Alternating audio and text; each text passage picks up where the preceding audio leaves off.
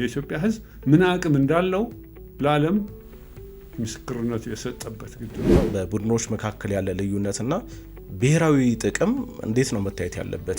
ከትልቅ ወደ ትንሽ መውረድ ማለት ነው። ማነስ ማለት ያለ ሀገር ሰው ሊኖር አይችልም።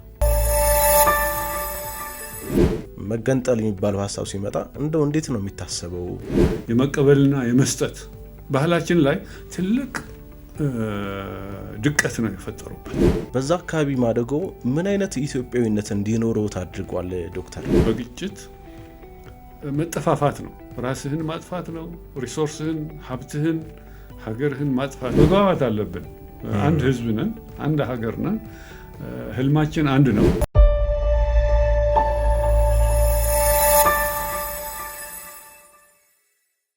ጤና ይስጥልን የፋና ፖድካስት አድማጭ ተመልካቾች፣ ይህ ለሀገር የተሰኘው ዝግጅታችን ነው።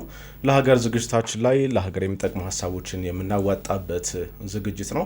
በዛሬው ዝግጅታችን አንድ እንግዳ ጋብዘናል። እንግዳችን በኢትዮጵያ የፖለቲካ ዘርፍ ውስጥ ከፍተኛ እንቅስቃሴ ያላቸው አንጋፋ ስመጥር ፖለቲከኛ ናቸው።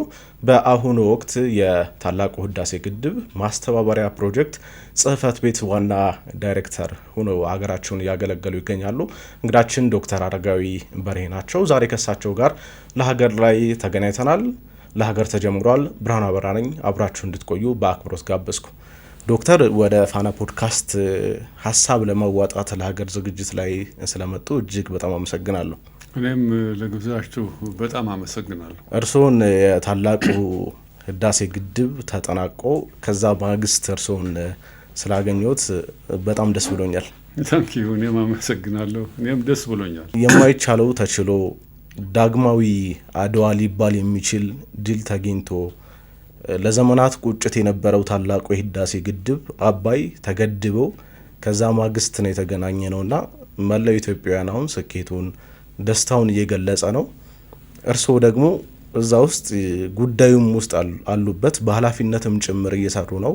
ፈተናውን ወጀቡን በደንብ ይረዳሉና እንደው ስሜቶን ከመጋራት ብጀምር በጣም ደስ ይለኛል።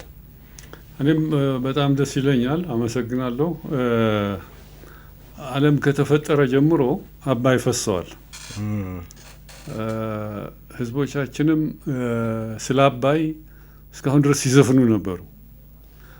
አባይን ለጥቅም ማዋል ግን ትልቅ ጋራ መውጣት አድርገው ነበር ያሰቡት።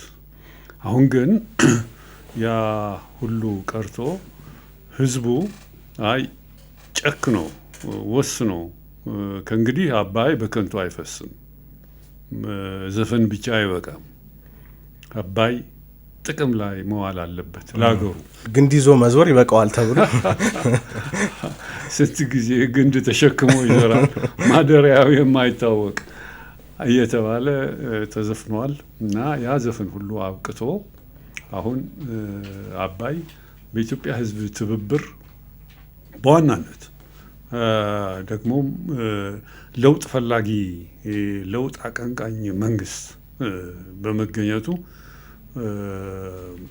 በሁሉም ዘርፍ ትብብር ተደርጎ አገር ቤት ያለውም ይሁን ውጭ ሀገር ያለውም ይሁን ኢትዮጵያዊ ብቻ ሳይሆን የኢትዮጵያ ደጋፊዎችም የኢትዮጵያ ወዳጆችም የኢትዮጵያ ታሪክ የሚያውቁ የኢትዮጵያ ህዝብ የሚያውቁ ተባብረው ይህን ግድብ በዓለም እንግዲህ ከ10 ትላልቅ ግድቦች በዓለም ካሉት 7ኛ ደረጃ የሚይዝ ግድብ መገንባት ችለዋል። እንግዲህ ሰው ህዝብ ሲተባበር ምን ማድረግ እንደሚችል አድዋ ላይ አይተናል። ግን የጦርነት ሁኔታ ነበረ። ችለዋል ሲተባበር። በልማት ዘርፍ ግን ያንን ህብረት ተግባራዊ ሲሆን አልታየም ነበር። ሰው አገር ሊያድግ ደግሞ ይሄ ነው ዋናው መሰረቱ። ስለዚህ ይሄ ትልቅ ድል ነው። ዘርፈ ብዙ ድል ነው። በዲፕሎማሲያዊም በፖለቲካዊም በድንበር ተሻጋሪ ወንዞች ወደ ጥቅም በመዋል ላይ በህብረት እንደምንችል እንግዲህ አይችሉም የሚሉን ነበሩ። እንዴት አድርገው ይሄን ያክል ግድብ ሊገነቡ ይችላሉ? ከየት ያመጡታል? ባጀቱ ከየት ያመጡታል? እውቀቱ ሲሉን የነበሩም ያሳፈርንበት ነው። የኢትዮጵያ ህዝብ ምን አቅም እንዳለው ለዓለም ምስክርነቱ የሰጠበት ግድብ ነው። ስለዚህ ከዚህ የበለጠ እኔ ደግሞ እዚህ በመሳተፌ የልቤን ስላገኘው በጣም ከልብ ደስታ ይሰማኛል። ልክ ሁሉም ኢትዮጵያዊ ደስ እንዳለው። አንድምታው በጣም ብዙ ነው። በጣም ታላቁ የህዳሴ ግድብ እርስዎም እንዳነሱት በበርካታ ዘርፍ ትልቅ ድል ያስመዘገብንበት ነው። ትብብራችንንም ደግሞ ስንተባበር አንድ ላይ ስንሆን በአንድነት ምን ማድረግ እንደምንችልም ያሳየንበት ነውና ኢትዮጵያውያን የሀሳብ ልዩነት ሊኖር ይችላል። ይሄ ዓለም ላይ ያለ ነገር ነው። ግን ደግሞ በሀገራዊ ጉዳይ ላይ አንድ ናቸው። ለዚህ አንዱ ማሳያ ታላቁ የህዳሴ ግድብ ይመስለኛል። ግድቡ አንድ ነገር ሆነ ሲባል ሁሉም ኢትዮጵያውያን የሚያንጸባርቀው ስሜት አንድ አይነት ነውና ይህንን እርስዎም በደንብ ያስተዋሉት ይመስለኛል። ትክክል። የኢትዮጵያ ህዝብ ታሪክ ለሚያውቅ ታሪክን አገላብጦ ለሚያውቅ አንድ ህዝብ ነው። የተሰበጣጠረ ህዝብ ነው። ታሪክ የማያውቁ በደንብ ያልተገነዘቡ ሰዎች ልዩነትን አግዝፈው ያያሉ። ልክ ድንበሮች እንዳሉ በኢትዮጵያ ህዝብ መካከል ትላልቅ አጥሮች፣ ድንበሮች እንዳሉ አድርገው የሚጮሁ አሉ። ግን እነዚህ ሰዎች ተሳስተዋል። ታሪክን በደንብ አድርገው ባለመገንዘብ ያመጡት ጣጣ ነው። የኢትዮጵያ ህዝብ መሰበጣጠሩ አንድ እንኳን ብጠቅስልህ ፕሮፌሰር መርዕድ ወልደአረጋይ አሁን በህይወት የሉም። ቅርብ ዓመታት ነው የሞቱት። የኢትዮጵያ ህዝብ የፖፑሌሽን ሙቭመንት ወይም የህዝብ እንቅስቃሴ በሚል ጽሁፋቸው ላይ ምን አይነት ከደቡብ ወደ ሰሜን፣ ከሰሜን ወደ ደቡብ፣ ከምስራቅ ወደ ምዕራብ፣ ከምዕራብ ወደ ምስራቅ ህዝቡ እንዴት ይንቀሳቀስ እንደነበረ በጦርነትም ይሁን በድርቅም ይሁን በሃይማኖት ለማስፋፋትም ይሁን በተለያዩ ሁኔታዎች ህዝቡ እንዴት ሲንቀሳቀስ እንደነበረና እንዴት እንደተሰበጣጠረ የሚያሳይ ጽሁፍ አላቸው። የቅርብ ጊዜ ነው ይሄ። ኢትዮጵያን ለመረዳት ከፈለግን ከዛ ጀምረን ያለው የህዝቡ መሰበጣጠርና በእኔ ደም ያንተ ደም አለ፣ በአንተ ደም የኔ ደምማ እንዳለ የሚያሳዩ ታሪኮች አሉ። ይሄ ግን ትንሽ ጊዜ ወስዶ አደብ ገዝቶ ሰከን ብሎ ማንበብና ማወቅ ይጠይቃል። ያም ሆኖ ልዩነቶች የሉም ማለት አይደለም። ያስተሳሰብ ከድህረ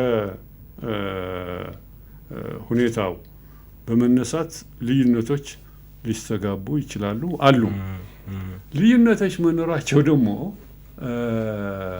አያያዝህ ነው እንጂ ጸጋ ነው። ምክንያቱም ከልዩነቶች ብዙ ነገር ትማራለህ። አዳዲስ ሀሳብ ይመጣል፣ አዳዲስ ሀሳቦች ይመጣሉ። ይሄ ደግሞ ጸጋ ነው። አዲስ ሀሳብ ማምጣት፣ ለየት ያለ ሀሳብ መምጣት ጸጋ ነው እንጂ ኃጢአት አይደለም። ይሄም ሆኖ እንግዲህ አሁን እነዛ ልዩነቶች እንዳሉ ሆነውም የኢትዮጵያ ሕዝብ መሰረታዊው ነገሩ ስላለቀቀ፣ አንድነቱ ስላለቀቀ በአንድ ልብ በአንድ ስሜት ተነሳስቶ ይህንን ግድብ ተግባራዊ ሊሆን አድርገዋል። በዚህም የሚቀጥል ይመስለኛል። ይህን አሁን የፈጠረው መንፈስ፣ የአንድነት መንፈስ፣ የህብረት መንፈስ፣ የይቻላል መንፈስ እንደሚቀጥልበት እርግጠኛ።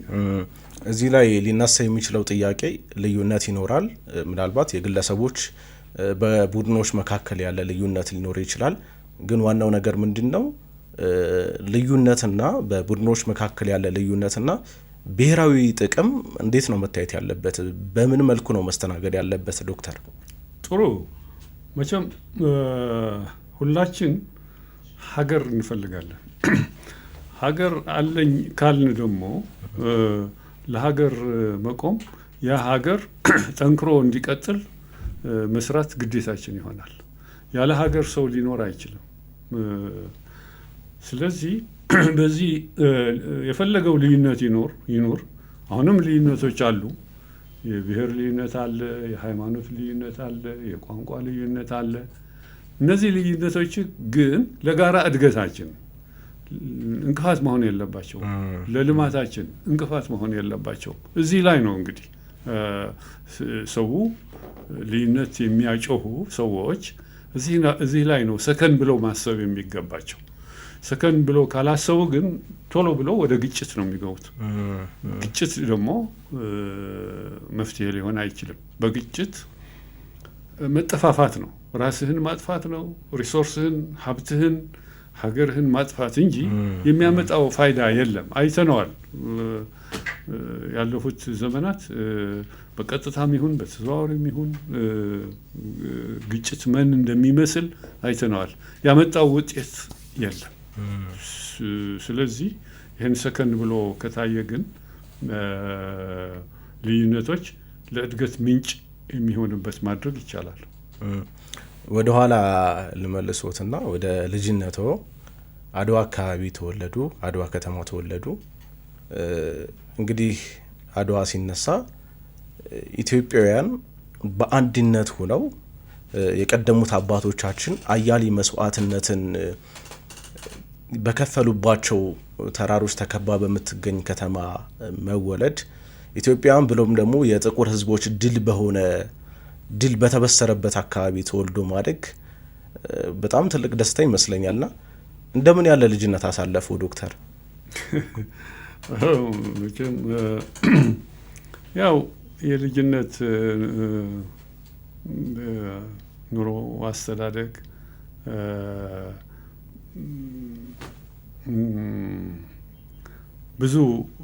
ብዙ ነገሮች ያስተምርሃል፣ ብዙ ተጽዕኖም ይፈጥርብሃል አስተዳደግ። እኔ እንዳልከው አድዋ ነው ተወልጄ ያደግኩት። እስከ ሁለተኛ ደረጃ እስኪጨርስ ድረስ አድዋ ነው የነበርኩት። ከዛ በኋላ ቀጥታ ወደ አዲስ አበባ ወደ ቀዳማዊ ሥላሴ ዩኒቨርሲቲ ይባል ነበር ያኔ የመጣሁት እና በ60 አካባቢ ነው የመጣሁት። ስለዚህ እዛ ሳድግ ብዙ የማረሳቸው ነገሮች ተፈጥረዋል። ምናልባትም ለቀጣዩ ሁኔታዎች ትልቅ አሻራ የጣሉብኝ ነገሮች ነበሩ። ይሄም አንዱ ምንድን ነበር? የድርቅ ጉዳይ፣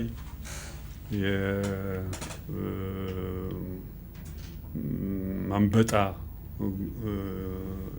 ጉዳይ የፈጠሯቸው በህዝቡ ላይ የፈጠሯቸው ችግሮች ነበሩ። እነዚህ የአድዋን ታሪክ ያደበዘዙ ሁኔታዎች ነበሩ። ህዝብ ሲፈናቀል፣ ህዝብ በድርቅ ሲመታ፣ ህዝብ አንበጣ ሲወቀጥ፣ ችግር ሲበዛበት ያ ታሪክ የማደብዘዝ ሁኔታ ነበረበት፣ ህዝቡ እንዳያጣጥመው። እኔም የአድዋ ታሪክ በደንብ ሳላጣጥመው ነው የወጣሁት ለማለት እችላለሁ። በደንብ ያጣጣምኩት እነዚህ ችግሮች ነበሩ እና እነዚህ ችግሮች ውስጤ ቁጣ፣ በማን ላይ መቆጣት እንዳለብኝ ሳላቅ ቁጣን አሳድሮብኝ ነው ወደ ዩኒቨርሲቲ የመጣሁት። ስለዚህ እንደዚህ ያሉ ችግሮች ሌላ አካባቢም ማየት ጀመርኩ። በወሎ አካባቢ፣ በሰሜን ሸዋ አካባቢ፣ ወረድ ብዬም በቦረና አካባቢ፣ እንደዚሁም በሌሎች አካባቢዎች መታዘብ ሲጀምር አይ ይሄ መሆን የለበትም፣ ደግሞ ማነጻጸር ጀመርኩ። ሌሎች ሀገሮች ከኛ ህዝብ ብዛት በብዛት አንጻር እንኳን ሲታይ በጣም ትንሽ ነበር። ያኔ የኢትዮጵያ ህዝብ 25 ሚሊዮን ብቻ ነበር በዛን ወቅት። ይሄ ማለት 1950ዎቹ 60ዎቹ መጀመሪያ አካባቢ ማለት ነው። ቻይናዎች 800 ሚሊዮን ነበሩ።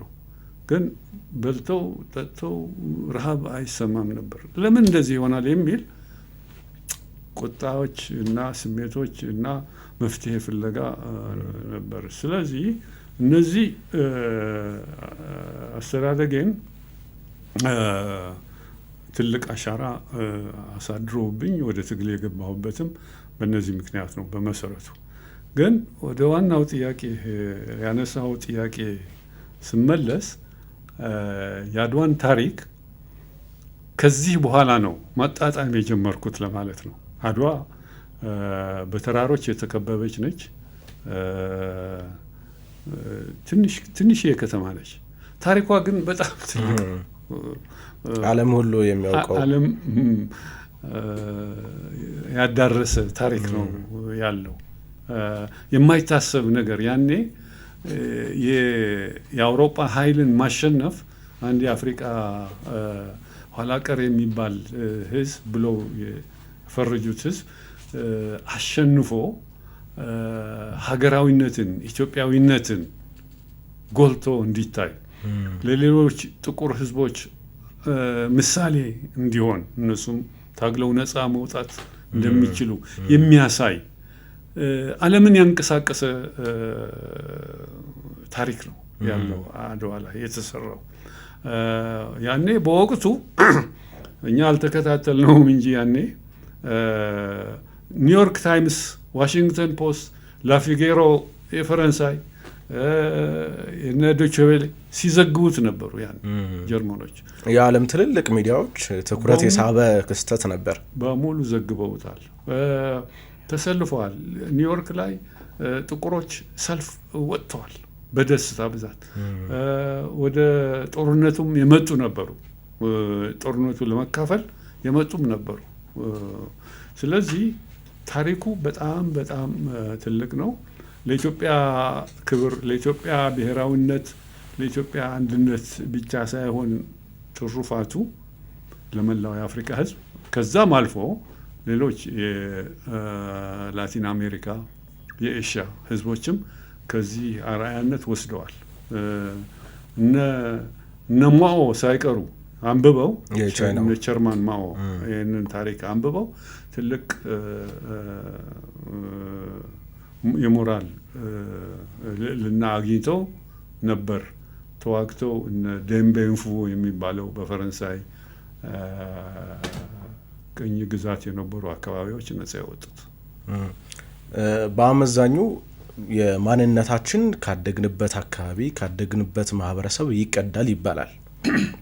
እርስዎ ደግሞ ያደጉበት የተወለዱበት ማህበረሰብ ኢትዮጵያዊነት አንድነቱ የተሸመነበት ለዓለም ክስተት የሆነ ድል ያረግንበት እና በዓለም ሁሉ ስሙ የገነነ አካባቢ ኢትዮጵያዊነት ደግሞ በአድዋ ተራሮች ላይ ከምንም በላይ ጎልቶ የሚታይበት ነውና በዛ አካባቢ አድጓል። በዛ አካባቢ ማደጎ ምን አይነት ኢትዮጵያዊነት እንዲኖረው ታድርጓል ዶክተር? አዎ ትልቅ እምቅ የሆነ ውስጤ ውስጥ ሰውነቴ ውስጥ የገባ ኢትዮጵያዊነት ነው ያለው። ለዚህም ነው ህወሓቶች የመገንጠል ጥያቄ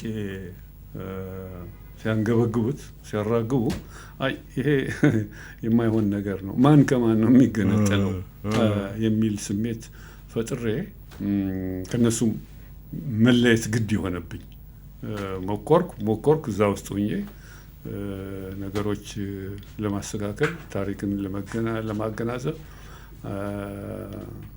ግን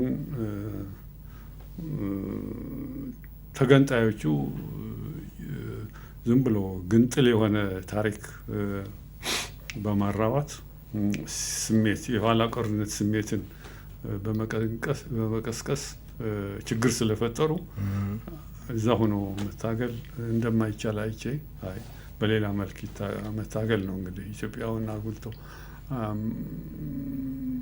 የሚያሳይ ትግል ማድረግ ይሻላል ብዬ ትቼው የወጣሁት ከነሱ የተለየሁት። ታሪኩ ግን ግልጽ ነው።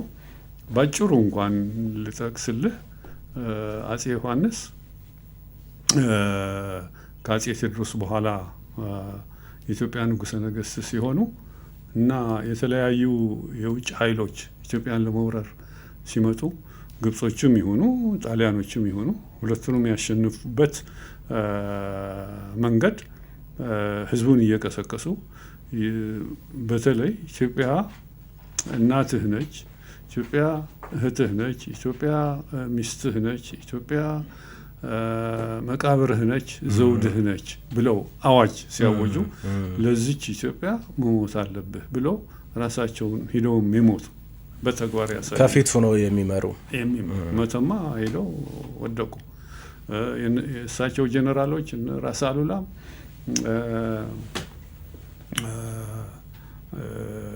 ኤርትራ ውስጥ የሚገኙት ቦታዎች ጣሊያን ሲይዛቸው እየሄዱ እያባረሩ መስዋዕትነት የከፈሉበት ሁኔታ ነው ያለው። ስለዚህ ይሄ ኢትዮጵያ ነው ለኔ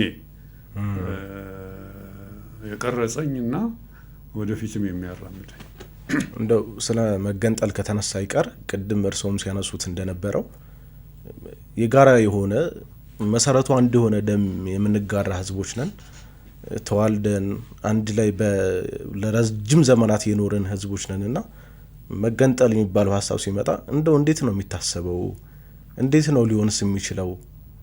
የሚሆንስ ሀሳብ ነው ወይ ዶክተር? እንደው ይህንን ሀሳብ ከእርሶ መስማት ስለፈለግኩ ነው። አዎ በኢትዮጵያ ኮንቴክስት በኢትዮጵያ ምህዳር ሊሆን አይችልም። ማን ከማን ይገነጠላል? ስረ መሰረቱን ካየነው የእያንዳንዱ ትውልድ በደንብ ማጥናት ከጀመረ ኢትዮጵያዊ መሆኑን ይገባዋል። በደንብ ካልመረመረ ግን የቀበሌ ወይም የአንድ ወረዳ ሰው አድርጎ ነው ራሱን የሚቆጥረው። ስለዚህ እዚህ ላይ ማወቅ ያስፈልጋል። ታሪክን አገላብጦ ታሪክ ከሚያውቁ ሰዎች ጋር መዋል መማር ይጠይቃል። ስለዚህ ይህን ማየት አስፈላጊ ይመስለኛል ታሪክ። በሌላ በኩል ደግሞ ፖለቲካንም መገንዘብ ማወቅ ያስፈልጋል። ሀገር መምራት ሀገር ማበልጸግ አንዱ ቁልፉ ፖለቲካ ይዘት ያለው መሆኑ ነው። ስለዚህ መገንጠል ምንድን ነው? መገንጠል ማለት ምን ማለት ነው ብለን ስንጠይቅ መገንጠል ማለት መለየት ማለት ነው አይደለም? መራቅ ማለት ነው። ከትልቅ ወደ ትንሽ መውረድ ማለት ነው። ማነስ ማለት ነው። ይህንን ኮንሰፕቹዋላይዝ ማድረግ ይጠቅማል። አሁን እጅህን ብትወስድ አንድ ጣት ገነጠላለሁ ካለ አነሰ፣ ተለየ፣ ከግንዱ ራቀ ማለት ነው። ከግንዱ ከራቀ ደግሞ ፋይዳ የለውም። ምንድን ነው ፋይዳው? ለምንድን ነው የሚገነጠለው ነው ጥያቄው። እንግዲህ ይህን ጥያቄ ካነሳን ለምንድን ነው የሚገነጠለው የሚለው ጥያቄ ካነሳን ምናልባት ያጣውን ዲሞክራሲ ለማግኘት ነው ቢባል እንግዲህ ማክሲማም ሂደን ማለት ነው። ዲሞክራሲ የሚመጣው በጋራ ትግል ለጋራ ጥቅም እንጂ በመገንጠል የሚፈታ አይደለም። ተገንጥለህ ዲሞክራሲ ታገኛለህ ወይ? አይቻልም። አሁን የተገነጠሉ ሀገሮች እንያቸው። ኤርትራ ተገንጥለዋል፣ ደቡብ ሱዳን ተገንጥለዋል። ሌሎችም ራቅ ብሎ ሄዶ ማየትም ይቻላል። ዲሞክራሲ አገኘ ወይ? ፍትህ አገኘ ወይ? ህዝቡ መረጋጋትም አልቻሉም እንኳን አልቻሉም። ሌላው እንትን ኢፌክት ዶሚኖ ኢፌክት ምን ልበለ፣ ከተገነጠለ በውስጡ ደግሞ የመገንጠል ጥያቄ የሚያነሱ ኃይሎች ይነሳሉ። ምክንያቱም አይተዋል፣ ቀድመው ያዩትን ነገር ነው። እሱን ለማስፈጸም ደግሞ አሁን ኤርትራ ብትወስድ 9 ነው ምናምን ብሔረሰቦች አሉ። እነሱ ደግሞ ጥያቄ ላይ ያነሱ ነው። ስለዚህ ለምን ስነ ልቡናቸውም በዛ መልኩ ነው የተቀረጸው፣ ተቀርጿል ማለት ነው። ግን መፍትሄ አይሆንም። ነው ጥያቄው። ሰው የሚፈልገው ስርዓት ጥሩ ስርዓት ከሆነ ለጥሩ ስርዓት መታገል ነው። ለዲሞክራሲያዊ ስርዓት፣ ለሰብአዊነት ያለው ስርዓት መታገል እና ይሄ ደግሞ አብረህ ስትታገል ይቀልልሃል፣ ማምጣትም ይቻላል። ስለዚህ መገንጠል ፋይዳ ያለው ባጭሩ። ቅድም ወደ ትግል ስለገቡበት አጋጣሚ ሲያነሱ ነበር። በ1968 ከዛ ጀምሮ እስከ 1971 ድረስ የህወሓት ሊቀመንበር ነበሩ። ህወሓት ሲመሰረት ከነበሩት ጥቂት መስራች ግለሰቦች መካከል እርስዎ አንዱ ነበሩ። ከዛ በኋላም በድርጅቱ ወታደራዊ አመራር ሆነው እስከ 76 ሰሩና 1980 አካባቢ ከሀገር ወጡ። እስኪ ያን አጋጣሚ በአጭሩ እናንሳው። ከዚህ በኋላ ለምናነሳቸው ሀሳቦች መሰረት ስለሚሆነን ነው። እንግዲህ አንተ አሳጥረህ ቁጭ አድርገዋል። ታሪኮች ነው። ልክ ነው። የድርጅቱ መሪ መጀመሪያ አቶ ገሱ አየለ የሚባሉ አዛውንት ነበሩ። ስዑል እንላቸዋለን እንትን ስም ሜዳ ስም። ከዛ እኔ ተመረጥኩ። ቆየው አንድ ስንት አመት መሆኑ ነው? ከ68 እስከ 71 4 አመት ማለት ነው። ከዛ ስብሐት ነጋ የተባለው ሽማግሌው አሁን በህይወት ያለ እሱ ደግሞ ተመረጠ። እንደዚህ እያለ ችግር አልነበረም። መለዋወጡ ችግር አልነበረም። ችግር የሆነው ይሄ የመገንጠል ጥያቄ ነው። ከኔ ጋርም ልዩነት እየሰፋ የመጣው ይሄ አመለካከት ነው። ይህ አመለካከት እንግዲህ እዛ ሆኜ ለማስተካከል ጥረት አድርጌያለሁ፣ ሙከራ አድርጌያለሁ፣ ግን አልተሳካም። መገንጠልን የሚያከሩ ወገኖች እየተሰባሰቡ ስግብግብነት ነው መገንጠል። በአንድ በኩል ስታየው ለእኛ የሚሆን ጥቅም፣ ለእኛ የሚሆን ስልጣን፣ ለእኛ የሚሆን ሀብት ማካበት አለበት ውስጡ። ስትገንጥለ የራስህ እንትን መፍጠር ነው። የራስህ ዓለም አንተ የምትገዛው ዓለም የመፍጠር ጉዳይ ስለሆነ እንጂ ሰፊውን ህዝብ መሰረት ያደረገ ሳይሆን የራስ ጥቅም ላይ የተመሰረተ ነው።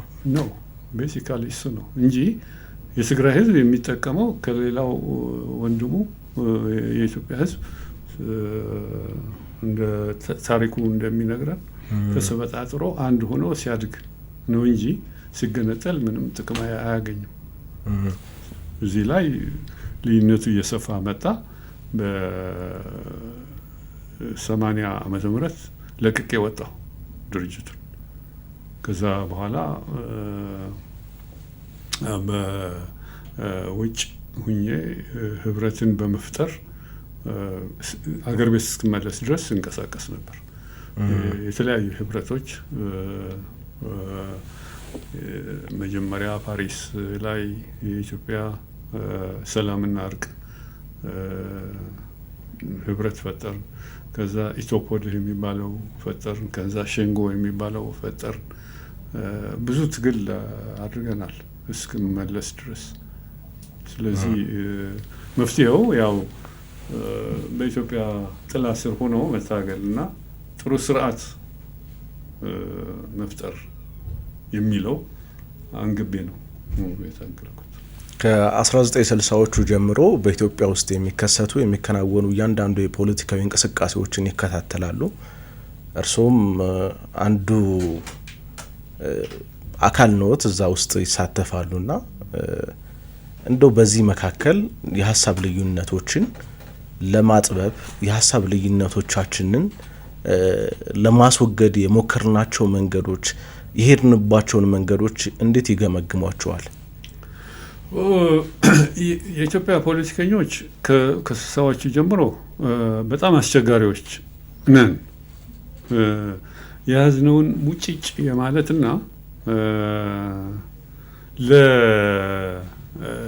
ለሌላ አስተሳሰብ ለሌላ ሀሳብ ለመቀበል ክፍት አይደለንም። ይሄ ችግር ነበር በሁሉም ዘንድ። ምናልባት ይሄ ችግር ምን ፈጠረው የሚል ጥያቄ ማንሳቱ ጥሩ ይመስለኛል። ታሪካችን በአመዛኙ የጦርነት ታሪክ ነው። ከግብጾች ጀምሮ ቱርኮች፣ ጣሊያኖች፣ እንግሊዞች እርስ በርስ ጦርነት። ለምሳሌ የመሳፍንት ዘመን የሚባለው ዘመነ መሳፍንት የሚባለው የ150 ዓመት አካባቢ የነበረው ጦርነት ነው። እርስ በርስ አንድ ጎጥ ከአንድ ጎጥ ጋር ጦርነት ይገባል እና የሚያመዝነው የጦርነት ይሄ ምን ፈጥረዋል? የመጠራጠር ሰውነትህን የማቀብ ፍርሃት የፈጠረው ጥንቃቄ የማድረግ አለመተማመን ፈጥረዋል። ይሄ እስከ አሻራው እስካሁን ድረስም አለ። እነዚህ ነገሮች በፖለቲካ እንትናችን የመቀበልና የመስጠት ባህላችን ላይ ትልቅ ድቀት ነው የፈጠሩበት። አይ ቲንክ ይሄ ስለሆነ የአሁኑ ፖለቲከኞችም ኦፕን ሆነው በግልጽ መናገር አይፈልጉም። አቋማቸው ጠረጴዛ ላይ አውጥተው ይሞከር እስኪ እዩት እንየው በጋራ የሚል መንፈስ የላቸውም። ጠረጴዛ ላይ አንድ ነገር ይናገራል፣ እዛ ወጥቶ ደግሞ ሌላ ነገር ይሰራል። እንደዚህ አይነት ባህሎች አሉ። አሁንም እነዚህ መጥፎ ባህሎች ናቸው። እነዚህ አሁንም ያደናቀፉ ናቸው። እነዚህን ለመቅረፍ አይ ቲንክ ብዙ ትግል ይጠይቃል። ችግሮችን ለመፍታት እኮ ብዙ እሴቶች አሉን እኛ ኢትዮጵያውያን። በሽምግልና ነገሮችን የመጨረስ ወደ ሰሜኑ ብንሄድ፣ ወደ ደቡብ ምስራቁ ምዕራቡም ላይ ብንሄድ የሽምግልና ስርዓት በባህላዊ መንገድ ችግሮቻችንን የግጭት አፈታት ስርዓቱ በጣም በሰፊው የተሰራበት ነው። ይህንን ግን እኛ መያዝ አልቻልንም። በተለይ ፖለቲካው አካባቢ ስንመጣ ክፍተት ይታያልና እንደው ለምንድን ነው ይሄ? ደግሞ ከኢትዮጵያዊነት መጣላት ነው? ወደ ራሳችን አለመመልከት ነው? መነሻው ምንድን ነው ዶክተር? ጥሩ ጥያቄ ነው። ይሄ ችግር የሚመነጨው በተለይ አሁን ያለው ሁኔታ ለማገናዘብ እንዲረዳን እስከ አፄ ኃይለ ሥላሴ ጊዜ የነበረው አገዛዝ፣ ፖለቲካዊ አገዛዝ በአመዛኙ የመሳፍንት አገዛዝ ነበረ። ከመሳፍንት ውጭ የሆነው ሊበራል ዲሞክራሲ ለማስተጋባት ሙከራዎች ነበሩ፣ ግን በቂ አልነበረም። በአመዛኙ መስፈናዊ የሆነ አመለካከት። መስፈናዊ አመለካከት ደግሞ መሳፍንቶች ሁሉን ነገር የሚቆጣጠሩበት፣ ሀብቱም፣ ሀሳቡም፣ መሪነቱም ኤቭሪቲንግ እነሱ የሚቆጣጠሩበት፣ ሌላው ዝም ብሎ ተከታይ የሚሆንበት ሁኔታ ነው የነበረው። እንግዲህ ፖለቲካል ባህሉ እንደዚህ ነበረ።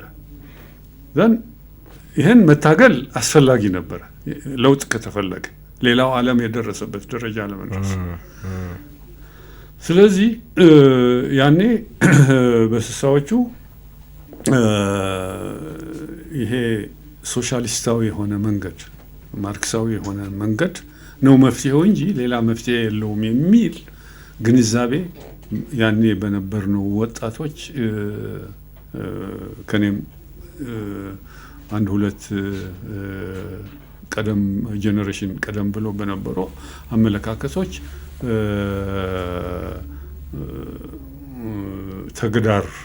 ተግዳሩን ለመቋቋም ሙከራዎች ተደረጉ። በመሀል ወደ ዲሞክራሲያዊ የሆነ ሊበራል ዲሞክራሲ የሆነ ጉዞ ለመሄድ ሙከራዎች አልነበሩም ማለት አይደለም፣ ነበሩ።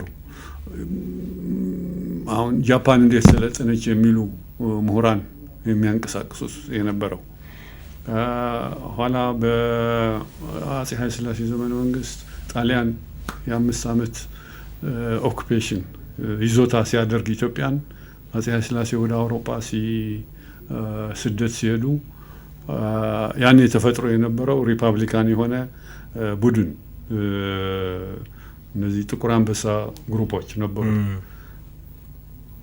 ሙከራዎች አድርገዋል። ኢትዮጵያ የተሸነፈችው እንደ አውሮፓውያን ሊበራል የሆነ ዲሞክራሲ ስለሌለን ነው እንጂ ህዝብን የሚያሳትፍ ሊበራል ዲሞክራሲ ቢሆን ኖሮ አያሸንፈንም ነበር፣ እናድግ ነበር ምናምን የሚል ነበራቸው።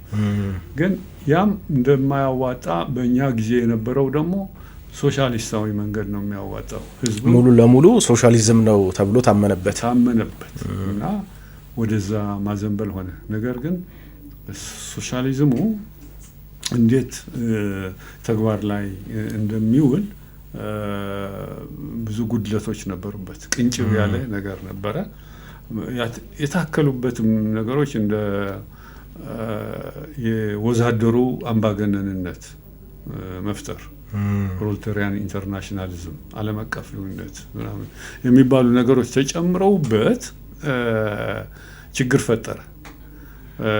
አንዱ ችግር ፖለቲካ ወደ ኤክስፒሪየንስ ለሌለው ሰው እጅ ሲገባ፣ ወደ ወጣት ሲገባ አደገኛ ነው የሚሆነው።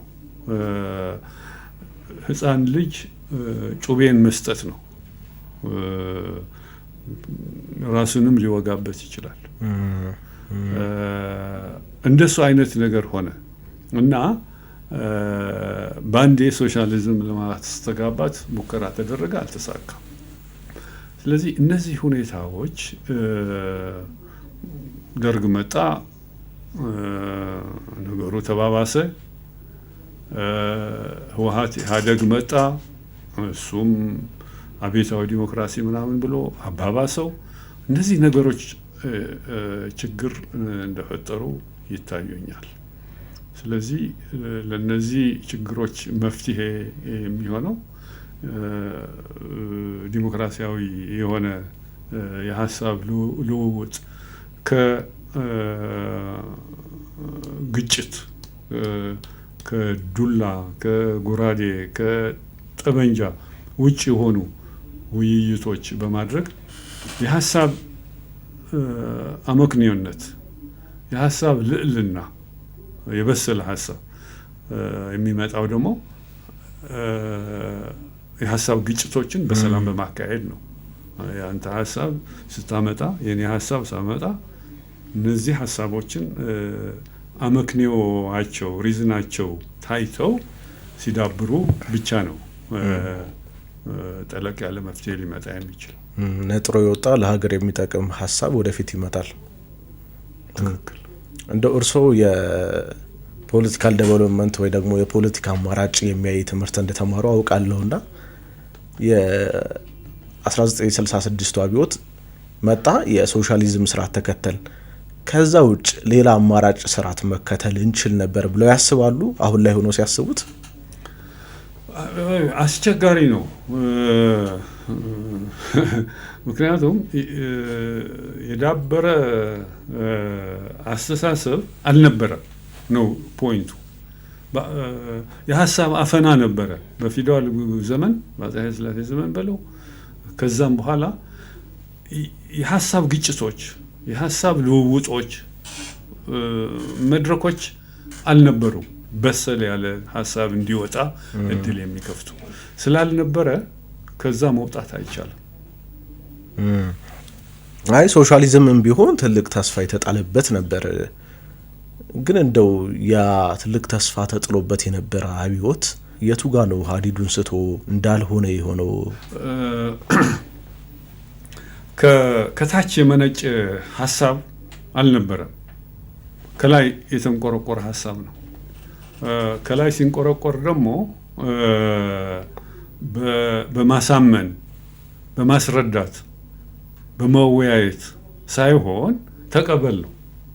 ካልተቀበልክ ጸረ አብዮት ነህ፣ ካልተቀበልክ ጸረ ወያኔ ነህ፣ ካልተቀበልክ ጸረ ድርጅት ነህ የሚል ይለጠፍብሃል። ከዛ ቅጣትም አለበት። ዝም ብሎ እዛ የሚተርፍ አይደለም። ቀይ ሽብር ይፋፋም ይባላል፣ ነጭ ሽብር ይፋፋም ይባላል። ቅጣቱ ኮንሲኩዌንሱ ከባድ ነው። ስለዚህ ወደፊት ሊወስደን አልቻለም።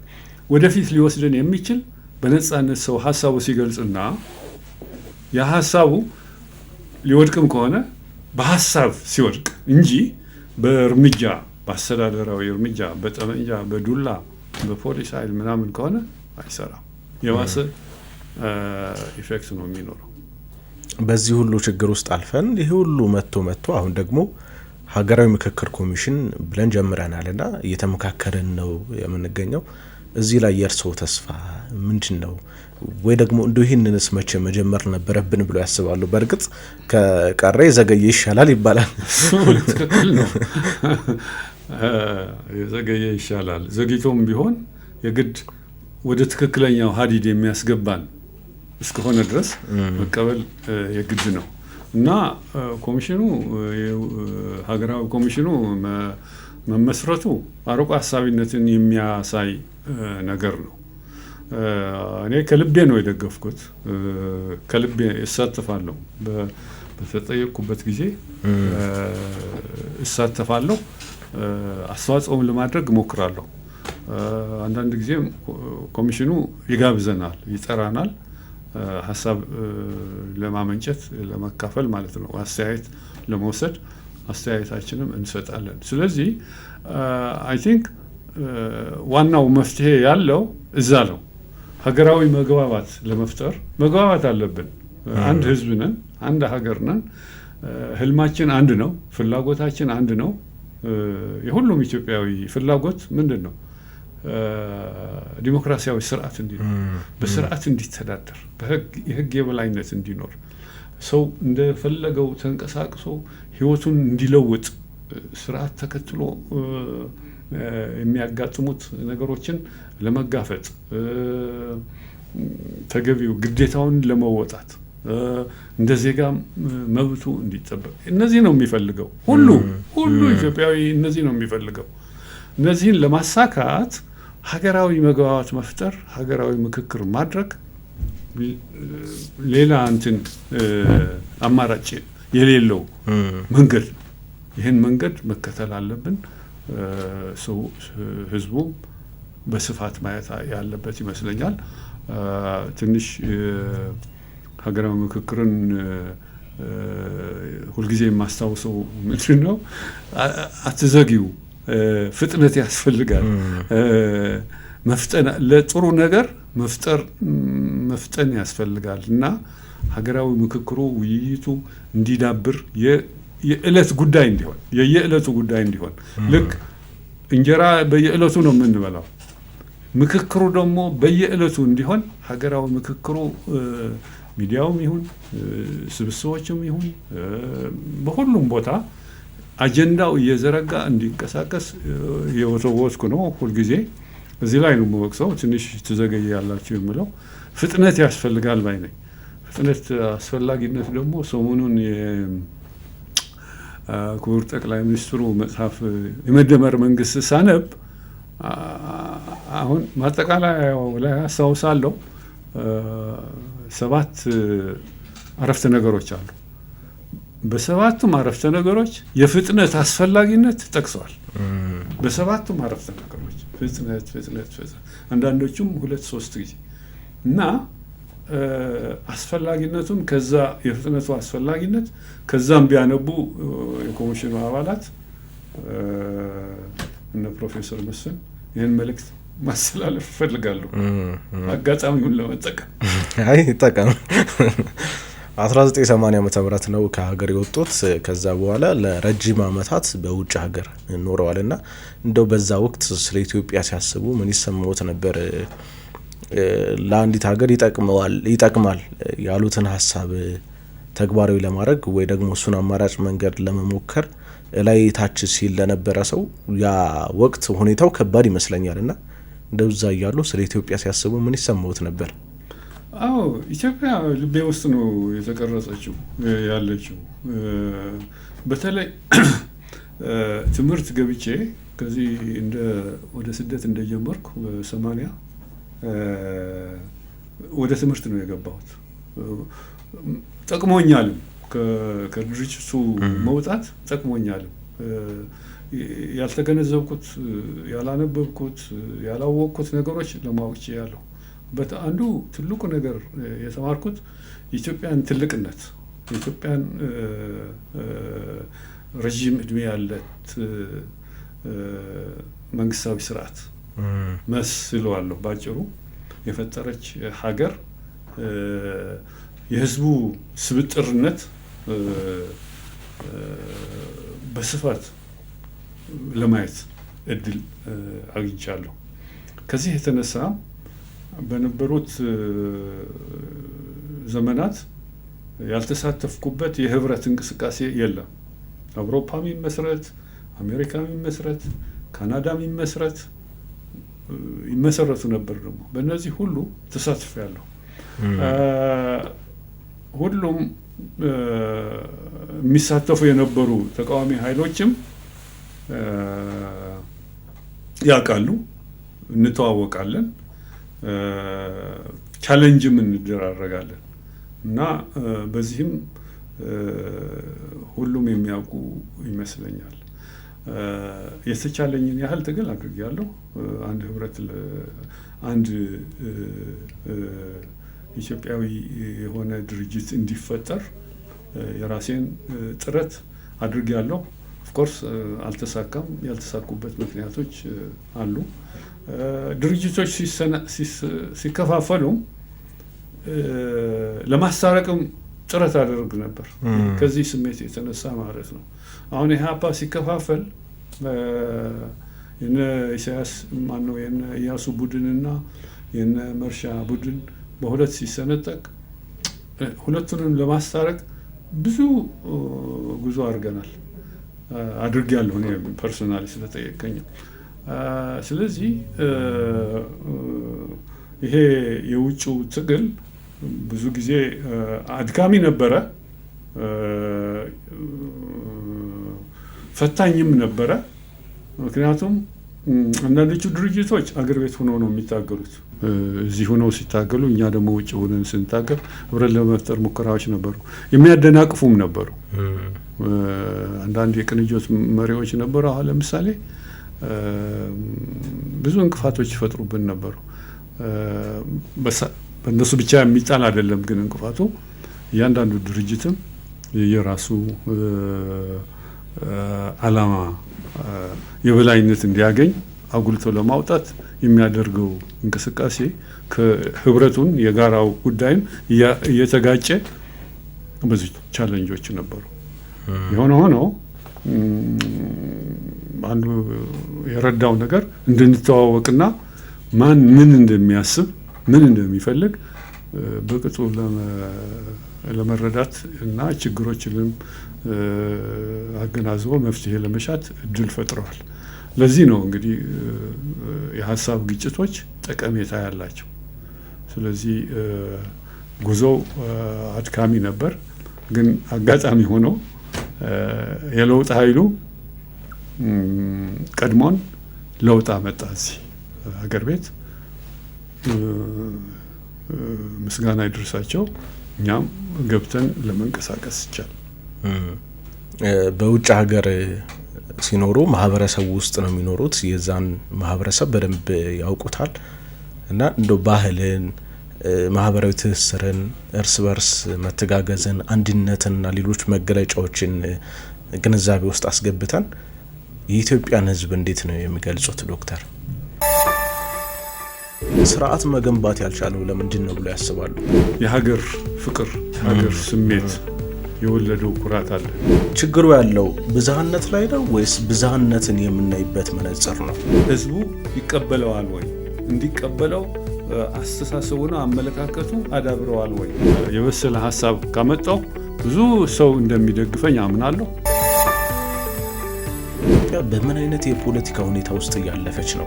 ስልጣን ለማስጠበቅ